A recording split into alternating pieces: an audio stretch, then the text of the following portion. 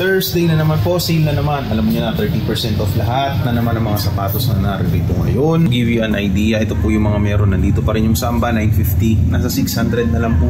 So karamihan po dyan, pumapatak na nasa 500 pesos. Naglalaro na lang po sa 500 pesos. Yung mga sapatos natin na pang teenagers saka mga pang babae. Bawa yung mga sapatos na 850, nasa 600, 500 something na lang pag naka 30% off.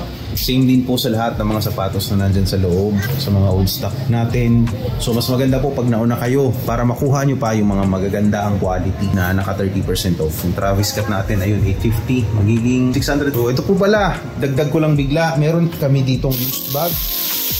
Ito po ay ginamit ng anak ko. Natambak lang po ng medyo matagal-tagal pero nilinisan ko na. Flex ko lang ng mabilisan. So ito po yung bag niya, medyo malaki po. Yung mga estudyanteng napakaraming gamit kailangan sa school, tamang-tama po ito sa inyo. Wala naman pong problema yung mga strap niya. Ito kumpletong-kumpleto. Barbie po yan. Kahit po tignan nyo kung magkano to ngayon sa SM ngayon, nasa 5K po talaga siya. Nandito pa rin yung inuman ng tubig kasi hindi naman ito nagamit. Kasi iba yung iniinuman niya dati. Dito pa rin yung bag sa likod. Oh, tumataas naman ng walang problema. So gamitin natin sa baba. Yan. Yung mga wheels niya po sa ilalim, wala naman pong problema.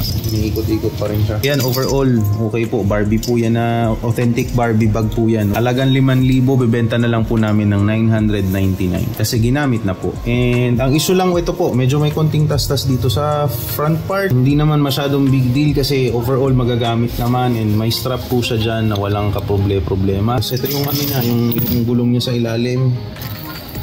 So, ayan yung tipo na kahit ibagsak mo sa mga hagdan, hindi magkakaproblema.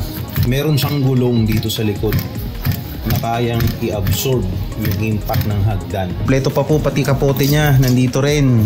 Kaya pag basa, pag umuulan, pwede nyo takpan. So, makukuha nyo lang po ng 999 kasi hindi na ginagamit. Kaya yan, unahan nyo na po yung iba kasi sigurado pag uunahan po yan dito. Lalo na yung mga estudyanteng napakaraming libro at notebook na dala.